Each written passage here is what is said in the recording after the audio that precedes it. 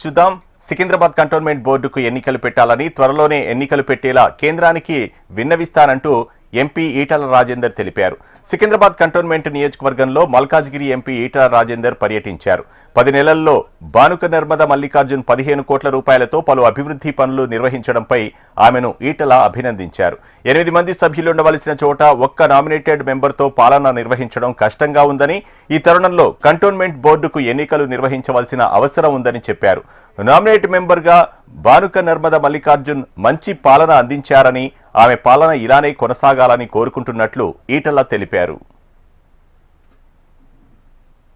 Narmada Mallikarjun cantonment director అయిన తర్వాత ఈ 9 నెలల 10 నెలల కాలంలోనే 15 కోట్ల రూపాయలతో రోడ్లు, డ్రైన్లు, పార్కుల ఫేస్ లిఫ్టింగ్, తర్వాత చిన్న కమ్యూనిటీ హాల్ రిపేర్లు ఇవన్నీ చేయడం జరిగింది.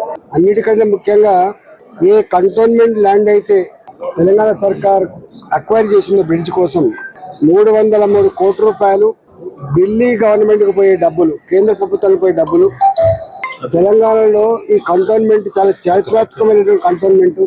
ఇక్కడ ప్రజలు ఇష్టపడి నివసించేటువంటి ప్రాంతం. ఇక్కడే ఈ 303 కోట్ల రూపాయలు మీరు అలొకేట్ చేయమని చెప్తే ఆ 303 కోట్ల రూపాయలు కంటోన్మెంట్గా జమ చేసి ఇక్కడ డ్రైనేజ్ సమస్య ఇప్పటికి కూడా ఓపెన్ నాలాలతో చాలా గలీజ్ దుర్గంధపూరితమైనటువంటి ఈ ఏరియాలో అండర్ గ్రౌండ్ డ్రైనేజ్ కోసం, అదేవిధంగా ఇంటర్నల్ రోడ్ల కోసం ఆ 303 కోట్ల రూపాయలు తీసుకోవడం జరిగింది.